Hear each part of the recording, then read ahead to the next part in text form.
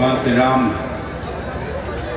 चरणों में शीश नमन करता हूं और बहुत हृदय से धन्यवाद देता हूं यहाँ की आयोजन समिति को कि जिन्होंने एक भव्य कार्यक्रम इस प्रकार का हर वर्ष यहाँ पर कराते हैं और साथ ही साथ मुझे भी इसमें आने का न्योता मिलता है और यहाँ आने का अवसर उन्हीं के माध्यम से मुझे मिला है और आपके इस पुण्य कार्य में मैं भी भागीदार आपके साथ हुआ हूँ। हम लोग सदियों से हमारे देश में यह परंपरा रही है और यदि हम इस रामलीला की बात करें तो मेरे हिसाब से ये कितने 53 वर्ष पुराना तो लगभग इसी का ही इतिहास है।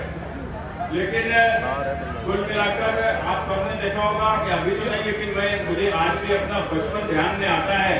तो बचपन में मेरी दादी हुआ करती थी और दादी मेरी प्रतिदिन रामायण पढ़ती थी और वो बताती थी कि वो चूंकि कक्षा उस समय पर पुराने जमाने में महिलाओं में इतनी शिक्षा तो होती नहीं थी, वो केवल कक्षा 1 तक पढ़ी थी। तो बोली हम रामायण के कारण से आज अपना पढ़ना लिखना भूली नहीं है और हम उसको पढ़ती हैं। कुल मिलाकर उसी प्रकार से उसको पढ़ते पढ़ते धीरे धीरे उसी हिसाब से घर में संस्कार हो जाते हैं। आपने देखा होगा आज घर में रामायण हो न हो, लेकिन रामायण की बातें आज भी घर में होती हैं। आज भी आपने देखा होगा घर में यदि 2 भाई हैं तो हमेशा माँ कहती है कि बड़ा राम के जैसा हो तो छोटा लक्ष्मण के जैसा हो। घर में कभी भी बहू आती है तो बहू सीता के जैसी हो। तो कुल मिलाकर ये राम का आचार विचार हमारे घरों में आज भी है और मैं मानता हूं कि जिस घर में भी राम होते हैं, जिस घर में भी रामायण होते हैं, उस घर में संस्कार होते हैं और जिस घर में संस्कार होते हैं वह घर हमेशा प्रगति करता है। और लेकिन जिस घर में यह संस्कार नहीं है, राम नहीं है, आप मान के चलो उस घर का विनाश होता ही होता है। तो इसलिए बहुत आवश्यक है कि केवल राम लीला तक न रहे। मैंने आज यहाँ राम हमारे मंच पर ही केवल राम लीला हम बस आए देखकर यहाँ पर एंजॉय कर चले गए, इसका अर्थ नहीं है। हमने उसको आत्मसात किया क्या, राम से हमने सीखा क्या? राम से बहुत कुछ सीखने को मिलता है। आपने देखा होगा आज के देश में जिस प्रकार से आज विभाजन की बात चलती है, लेकिन विभाजन की बात चलने के बावजूद भी हमारे देश के संविधान ने हमको बराबरी का अधिकार दिया है। कोई बड़ा नहीं है, कोई छोटा नहीं है, हमारा संविधान कहता है और यही तो राम कहते हैं, यही रामायण कहती है। तो आप बताइए, एक राम जो वनवास पर जाते हैं उनकी केवट से दोस्ती होती है और बालू बंदर के सहारा लेकर और जाकर रावण का वध करते हैं। ये बालू बंदर गिलहरी कौन है? ये बालू बंदर गिलहरी कोई जानवर नहीं थे, या तो उस समय के जिस प्रकार के कहीं भील थे, कहीं आदिवासी, वनवासी, गिरवासी, इनका पूरा सहयोग लेकर और रावण का वध किया। रावण कौन था? पंडित था। तो पंडित का वध नहीं किया, एक आतताई का वध किया और इसलिए ये आतताई का वध करना ही हमारी संस्कृति है, हमारा धर्म है और कोई बड़ा छोटा नहीं है। इसीलिए सबरी के घर में बेर भी राम ने खाए। यह संदेश कब सदियों पहले हमारे देश में दिया गया और आज आपने देखा होगा कि हमारे देश में चाहे हमारे देश की राजनीति कह लो या कुछ भी कह लो, अभी कुछ दिन पहले हम लोगों ने नवरात्रि के पहले हम लोगों ने पितृपक्ष मनाए थे और जब पितृपक्ष मनाए थे तो हम सभी लोग अपने पितरों का तर्पण करते हैं और बड़ी श्रद्धा के साथ करते हैं। क्यों? क्योंकि हमारे जीवन का जो भी अस्तित्व है, आज हम जो कुछ भी अपने पितरों के कारण से तो है, अपने पूर्वजों के कारण से ही तो है और आज हमारी यह संस्कृति, आज हमारा यह धर्म, यह भी हमारे पितरों के कारण से है, हमारे पूर्वजों के कारण से। कितना संघर्ष सहा होगा, कितना ही बलिदान किया होगा, कितना ही उस समय पर जब मुगलों का शासन था। आपने आज भी देखा होगी बांग्लादेश में जिस प्रकार की घटनाएं घटी और वहां से सूचना आती है कि वहां पर नवरात्रि के पंडाल लगाने के लिए उनको पैसे की डिमांड की गई, कोई 10 लाख रुपए दो और कोई 20 लाख रुपए दो। इस प्रकार से बांग्लादेश में नहीं तो तुम्हारा यह कार्यक्रम होने नहीं देंगे। तो इस प्रकार के हालात हिंदुस्तान में रहे हैं कई 100 वर्षों तक, सैकड़ों वर्षों तक। यही कारण है हमारी बहुत सारी परंपराएं ही छूट गई, हमारे बहुत सारे संस्कार ही छूट गए।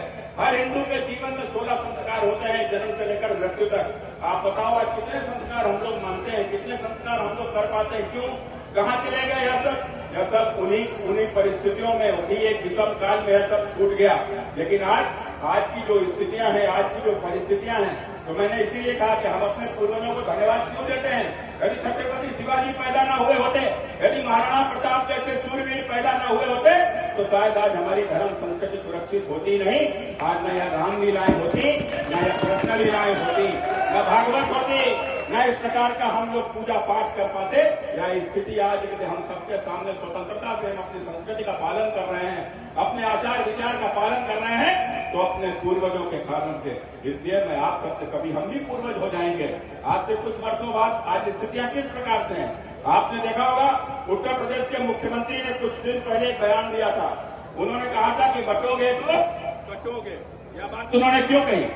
यह बात उन्होंने कोई राजनीति को लेकर नहीं कही, लेकिन आपने देखा होगा कि इस देश में 1947 में देश का विभाजन हुआ था। और जब देश का विभाजन हुआ था तो क्यों हुआ था?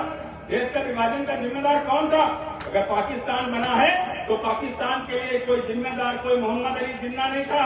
पाकिस्तान के लिए जिम्मेदार कोई इस्लाम नहीं था, न कोई मुसलमान जिम्मेदार था। यदि कोई जिम्मेदार था तो हम हिंदू जिम्मेदार थे, क्योंकि हमारे आपस के दिनों का बंटवारा हो गया था। अंग्रेजों ने इस देश में जाति की जनगणना करा दी। जाति की जनगणना के बाद बड़े बड़े जातियों के छत्र खड़े हो गए। एक दूसरे की जातियों को गाली दी गई, एक दूसरे की जात की वैमनस्यता बढ़ गई और मुस्लिम लीग को उस समय पर अवसर मिल गया। उसने देश में विभाजन की रेखा खींच दी और हिंदुस्तान का बंटवारा हो गया। आज वही स्थितियां फिर से बनाई जा रही हैं। आपने देखा होगा जिस प्रकार से आज पॉलिटिकल स्थिति है, जिस प्रकार से जाति का दम्भ भरने वाले लोग आज इस प्रकार के हालात पैदा कर रहे हैं। और शायद इसीलिए उन्होंने चेताते हुए कि हमें हमारे पूर्वजों से सीख लेना चाहिए। योगी जी ने इसीलिए इस बात को कहा कि बटोगे तो कटोगे। या एक बार नहीं, यह इतिहास इस बात का गवाह है।